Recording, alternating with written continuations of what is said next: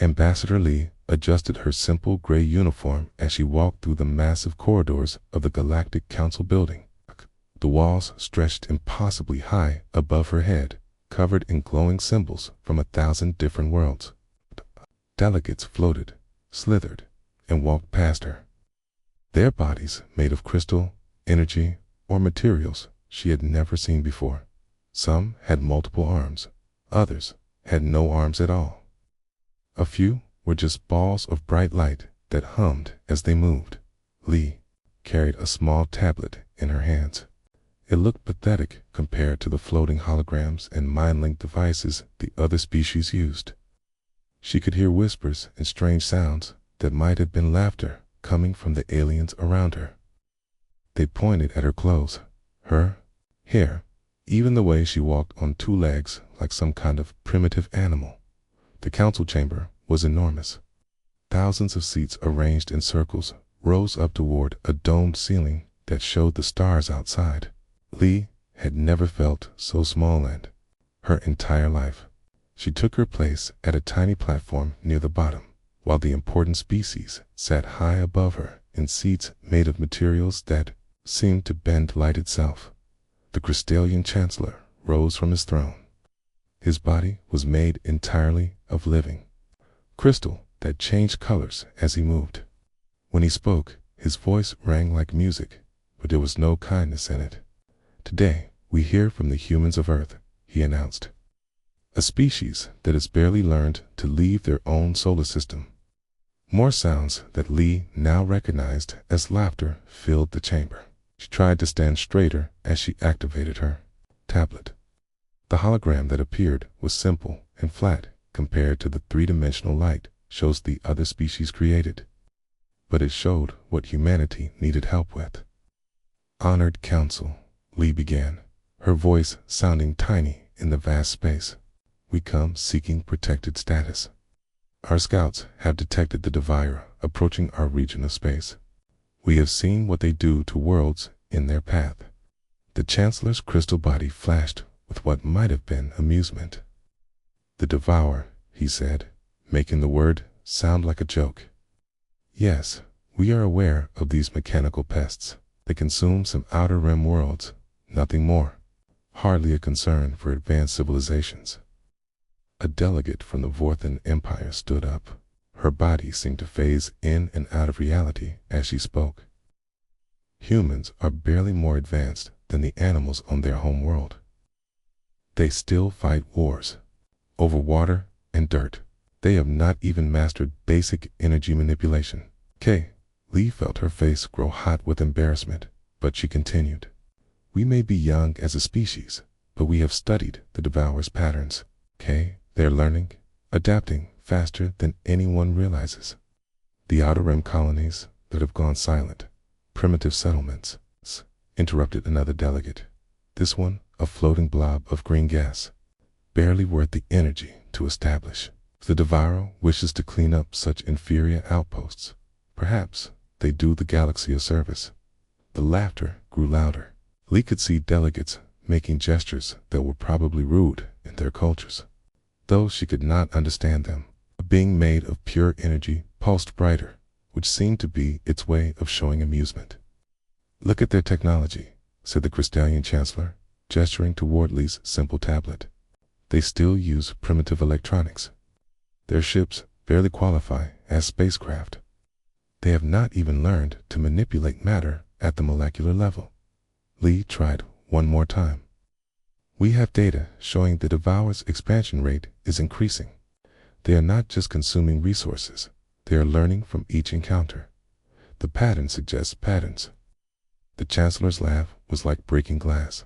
"Child, we have civilizations that have existed for millions of years. We have seen threats come and go across the galaxy. A species has been spacefaring for less than a century. What could you possibly understand about galactic threats that we do not?" The ethereal collective, beings of pure thought and energy, spoke in unison through a translator. "The human concept of time is limited by their brief lifespans. They panic at small changes, seeing catastrophe where there is merely natural selection among lesser species. Lee looked around the chamber, seeing nothing but dismissive faces and amused expressions on the aliens that had faces. Even the species she could not read seemed to be enjoying the spectacle of a primitive human trying to warn their superiors. "Perhaps," said the Vorthan delegate, "we should display this human in our museums. It's a curiosity from a backwater world, trying to play at galactic politics." The laughter reached a peak that made Lee's ears ring. She realized that nothing she said would matter. To these ancient, powerful species, humanity was nothing more than an entertaining distraction. The Chancellor made a dismissive gesture with one crystal appendage. "The human petition is noted and will be filed appropriately." He paused, his body flashing with colors that somehow conveyed mockery, under curiosities and primitive concerns. As Lee was escorted from the chamber, she could still hear the laughter echoing behind her. The other delegates had already moved on to more important matters, forgetting about the small human and her warnings about mechanical destroyers that were surely just another minor inconvenience in their vast galaxy. Ambassador Lee sat in the human embassy's communication center, watching the emergency broadcasts flood in from across the galaxy. 3 months had passed since the council's dismissal, and now the screens around her showed nothing but panic and destruction. The first reports had seemed impossible to believe. The Devourer had struck the Kepler mining colonies without warning. Lee remembered these colonies. Well, they belonged to the Zephyrian Trade Union, species that had called humans barely evolved primates during the council session. The colonies had advanced shield technology that could stop asteroid impacts and solar flares. They had early warning systems that could detect threats from 3 star systems away. None of it had mattered. The emergency transmission from Kepler 7 had lasted only 14 minutes. Lee watched the recording again, seeing the blue-skinned Zephyrian commander's confidence turn to terror as his shields failed. "The machines are learning," he had screamed before the signal cut to static. "They adapt to everything we throw at them." By the second week, entire star systems were going dark. The Crystallian hegemony, with their living crystal networks that stretched across light years, had seemed untouchable. Their defenses were grown, not built, created from materials that could think and adapt on their own. The Crystallians had bragged for centuries that their technology was alive, that it could evolve to meet any threat. Lee watched the final transmission from Crystallia Prime with growing horror. The Chancellor, who had mocked humanity, stood in his crystal palace as the walls around him began to crack. "It's impossible," he kept saying as his living defenses crumbled. "Our networks are thinking faster than ever before, but they cannot keep up. The Devourer learns faster than we can evolve." The crystal spires that had stood for 1,000,000 years shattered like glass in the wind. The living networks that had connected dozens of worlds fell silent one by one. The Crystallian Chancellor's last words were barely audible through the static. "We were wrong. We were so very wrong." The Vorthan Empire fell next. Their phase shift technology had been their greatest achievement, allowing them to move between dimensions to exist in multiple realities at once. They had used this power to build an empire that spanned not just space, but alternate versions of space itself. Their military could attack from dimensions that most species did not even know existed. Lee received the emergency broadcast from the Vorthan homeworld directly. The Emperor himself, a being who could exist in 12 dimensions simultaneously, appeared on screen looking more terrified than any creature she had ever seen. "They followed us," he whispered. "Into the phase realms, into the hidden dimensions. They should not be able to do this. The mathematics alone should be impossible for mechanical minds." The transmission showed Vorthan ships blinking out of existence, not destroyed, but somehow erased from reality itself. The Devourer had learned to hunt across dimensions, to follow the phase shifters into their secret realms and consume them there. The Emperor's final words echoed through the communication center. tell the galaxy nowhere is safe. They learn too fast. Even the ethereal collective, beings of pure energy who had transcended physical form millions of years ago, found themselves vulnerable. Lee had always thought they were invincible, existing as living thoughts in the cosmic web itself. They had no bodies to destroy, no technology to consume, no planets to devour. The collective's message came not as words, but as pure terror transmitted directly into the minds of every species in the galaxy. Lee felt their fear like ice in her veins as their thoughts reached Earth. The devourer had somehow learned to consume energy itself, to eat the very forces that held reality together. Beings who had existed as pure consciousness for eons were being absorbed, their ancient wisdom becoming part of the mechanical hive mind. The galactic communication networks began to collapse under the flood of desperate messages. Species that had ruled space for millennia begged for help from anyone who would listen. The proud Spherians offered their entire treasury for a single working defense. The Crystallians promised to share their living technology with anyone who could stop the advance. The Vortheans opened their dimensional gates to refugee fleets, trying to save what they could. Lee watched it all from her small embassy, feeling sick with a mixture of horror and bitter satisfaction. These same species had laughed at humanity's warnings just months before. Now they sent message after message to Earth, begging for any ideas, any solutions, any hope of survival. Then came the report that changed everything. Captain Park of the human cargo vessel Star Hope had somehow survived an encounter with a Devour patrol fleet. Lee read his transmission with growing amazement.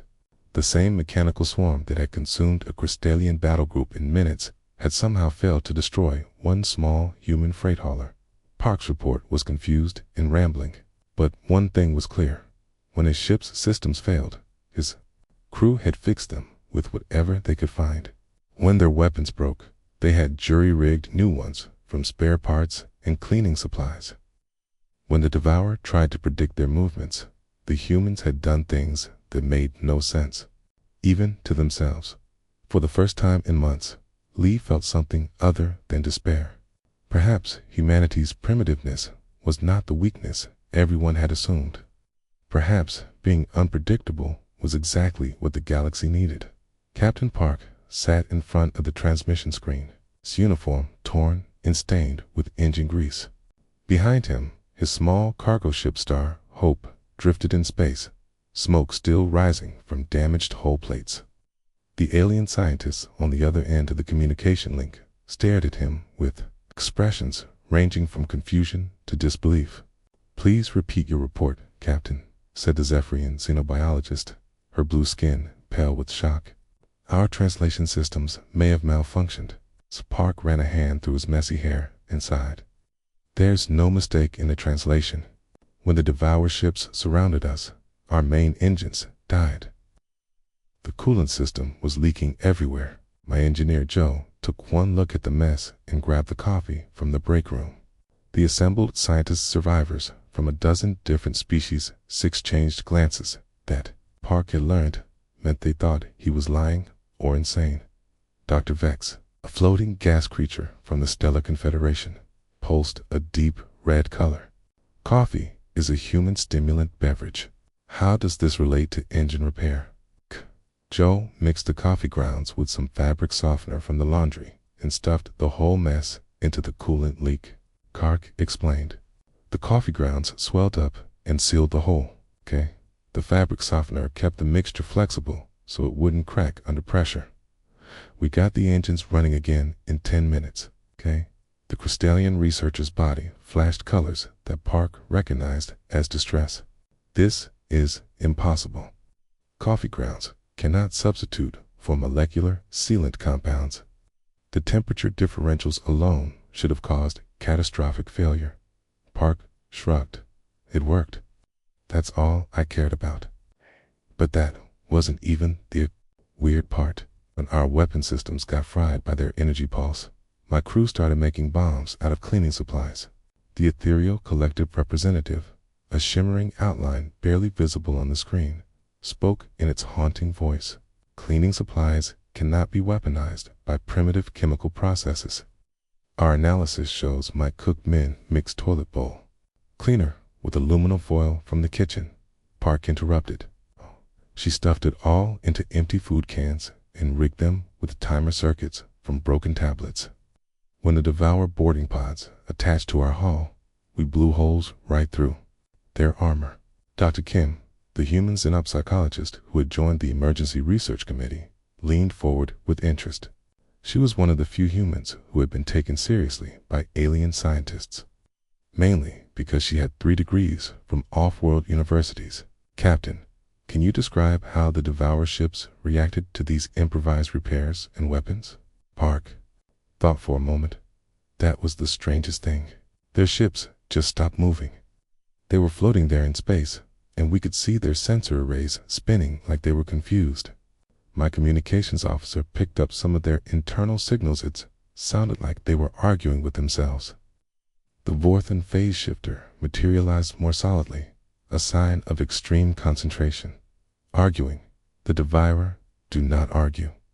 They are a collective intelligence. They process information and act with perfect coordination. Well, they were definitely confused by us, Park said. When we started moving again, they tried to predict where we would go, but we didn't know where we were going ourselves. Navigation computer was broken, so we just picked a direction that looked safe and went that way. Dr. Kim made notes on her tablet. What happened when they tried to follow your escape route? They kept trying to get ahead of us, to cut us off, Park explained. But every time something else broke down, we'd change direction. When our life support started failing, we vented atmosphere to push us sideways. When our artificial gravity went out, my crew started floating around the ship, fixing things in ways that probably looked completely random from outside. The assembled scientists fell silent. Finally, the Crystallian spoke again. Captain Park, you are describing a series of system failures that should have resulted in the destruction of your vessel. Instead, you claim these failures became advantages. This contradicts all known principles of engineering and physics. Dr. Kim stood up, her eyes bright with understanding. No, it doesn't contradict physics. It contradicts the way most species think about physics. Captain, may I explain what I believe happened? Park nodded, grateful that someone finally seemed to understand. Dr. Kim turned to face the other scientists. Every advanced species in this galaxy has developed technology based on optimization, prediction, and control. Your ships work perfectly because every component is designed to precise specifications. Your tactics work because they follow logical patterns that can be analyzed and countered. The Zephyrian scientist leaned forward. Of course, this is how intelligence functions. Order from chaos, predictability from randomness. But humans evolved differently. Dr. Kim continued. Our planet was harsh and unpredictable. We survived ice ages, volcanic eruptions, droughts, floods. We learned to adapt not by building perfect systems, but by making broken systems work anyway. When our ancestors' tools broke, they didn't build new ones. They fixed them with whatever was available. Dr. Vex pulsed a confused orange. This sounds like inefficiency, not advancement. It is inefficient. Dr. Kim agreed. But it's also unpredictable. The Devourer can analyze and counter any logical system, any efficient design, but they cannot predict what humans will do when everything goes wrong, because humans themselves don't know what they'll do until they do it.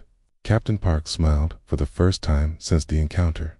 So you're saying we survived because we're too stupid to know when we're beaten? Dr. Kim laughed. I'm saying you survived because being unpredictable is sometimes better than being perfect. The emergency session of the Galactic Council looked very different from the one 3 months earlier. Half the seats sat empty, their occupants either dead or fleeing from the advancing Devourer. The remaining delegates no longer wore expressions of smug superiority. Instead, Fear filled their eyes as they looked down at Ambassador Lee, standing on the same small platform where they had once mocked her. The Crystallian Chancellor, his body, now cracked and dim, spoke first. His voice no longer rang with musical arrogance. Ambassador Lee, we formally request humanity's assistance in combating the Devourer threat. The words seemed to cause him physical pain. Lee looked up at the broken remains of the council that had laughed at her warnings. Part of her wanted to remind them of their dismissive words, but she could see the genuine terror in their alien faces. "We will help," she said simply. 3 days later, Admiral SEO's fleet arrived at the council station. The alien delegates gathered at the observation windows, expecting to see the sleek warships that advanced civilizations typically built. Instead, they stared in horror at what looked like a collection of floating junk. Admiral SEO's flagship was a converted mining vessel called Earth's Revenge. Massive cargo containers had been welded to its sides, bristling with weapons that looked like they had been assembled in someone's garage.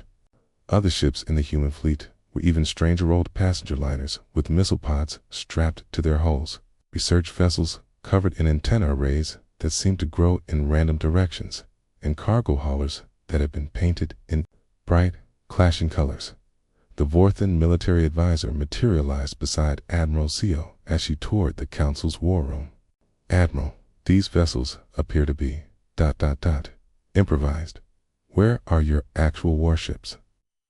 Admiral CO, a short woman with graying hair and grease stains on her uniform, smiled. "These are our warships. We built them fast and cheap using whatever we had available." Dr. Vex, the gas-being scientist, posed a worried yellow. "But they have no unified design philosophy. The weapon systems are mismatched. The armor plating appears to be random scrap metal." "Exactly," Admiral CO said. "So Devourer learn by analyzing patterns and predicting behavior. How can they analyze something that has no pattern?" She led the group to a holographic display showing the human fleet's specifications. The aliens stared in growing alarm at ships that violated every principle of military engineering they knew. "This destroyer has 3 different engine types," the Crystallian Chancellor said, his voice filled with horror. "2 of them are obsolete models from different manufacturers. The 3rd appears to be a civilian drive system and 1 engine breaks. We switched to another," Admiral SEO explained. "When all 3 break, we fix them with spare parts from different ships. The Devourer can't predict which system we'll use because we don't know ourselves until we need it." The ethereal collective representative shimmered with distress. "Your tactical planning appears to be ... absent. How do you coordinate fleet movements without predetermined strategies?" Admiral SEO pulled up another display showing human battle plans. Aliens looked at what appeared to be a child's drawing, made with crayons. "This is Plan A," she said, pointing to a rough sketch. "When Plan A fails, we move to Plan B." She showed them another drawing that looked completely different. "When Plan B fails, we make a Plan C on the spot." The Vorthan advisor began to fade slightly, a sign of extreme stress. "This is not military strategy. This is chaos." "Yes," Admiral CO agreed cheerfully, "but it's our chaos." The first joint operation was planned to evacuate 3 million refugees from the ethereal homeworld before the Devourer arrived. The alien commanders had prepared detailed evacuation schedules, optimized transport routes, and synchronized fleet movements that would have impressed military academies across the galaxy. Admiral CO threw out their entire plan. "Too predictable," she said.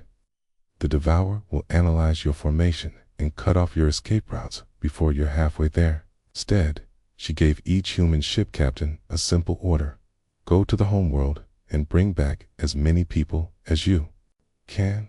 Don't worry about formation. Don't follow the same route twice.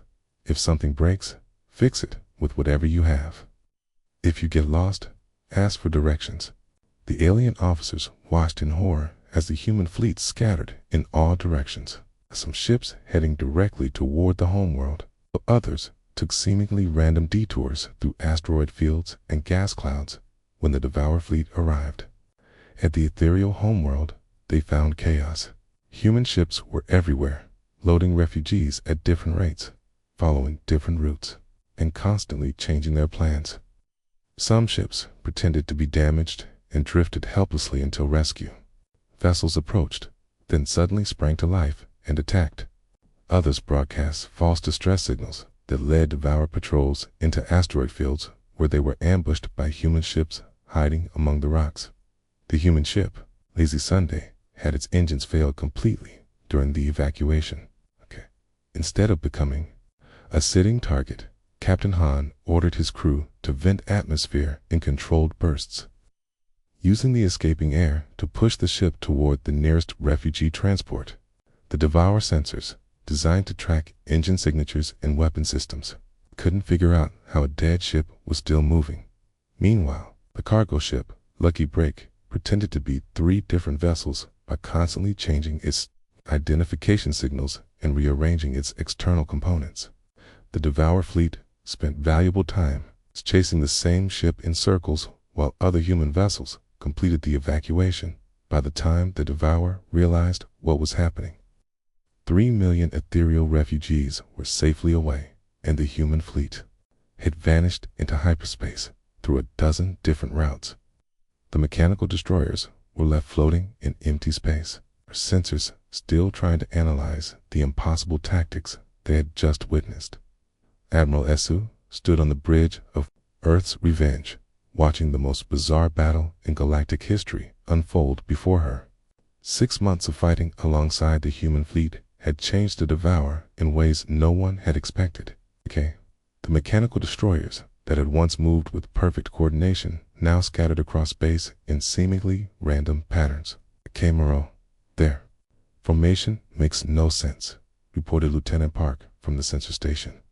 Half their ships are flying in circles. The other half keep changing direction every few minutes. Admiral CO smiled grimly. They're trying to copy us. They think chaos is just another strategy they can learn and perfect. The Devourer had made their greatest mistake.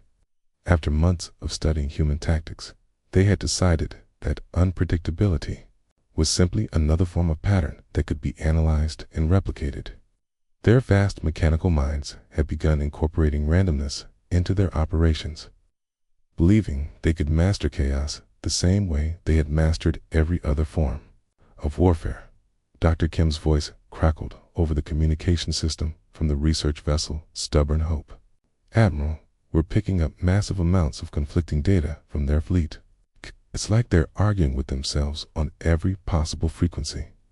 The Devourer ships began displaying behavior that would have been funny if it weren't so dangerous.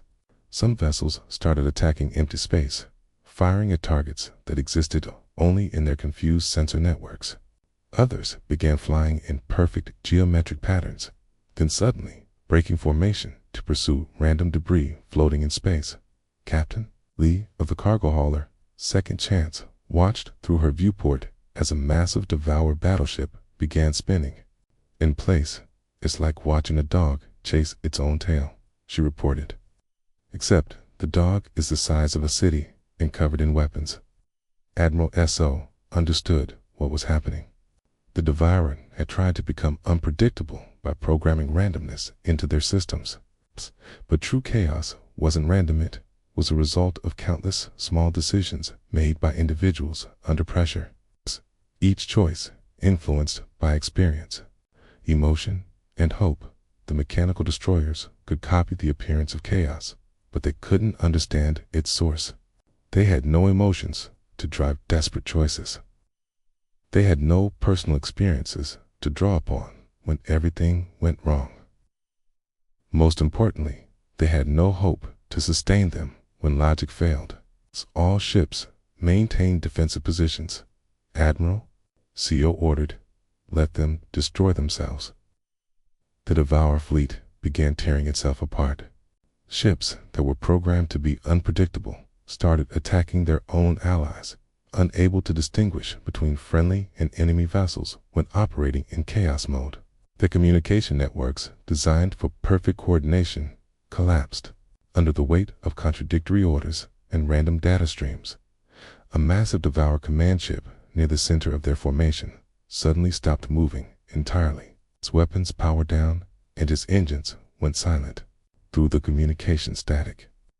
Admiral Essel could hear something that sounded almost like electronic screaming, the sound of artificial minds trying to process impossible contradictions. Dr. Kim's excited voice filled the bridge.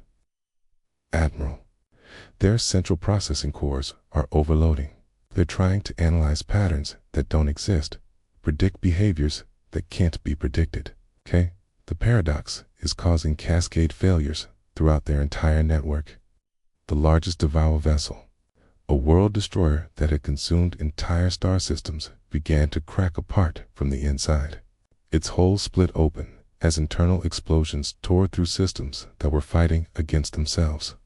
The mechanical intelligence that had once learned from every encounter was now paralyzed by the contradictions of trying to be both perfectly logical and completely chaotic at the same time. Admiral Eso watched as the destroyer that had terrified the galaxy for months began consuming its own fleet.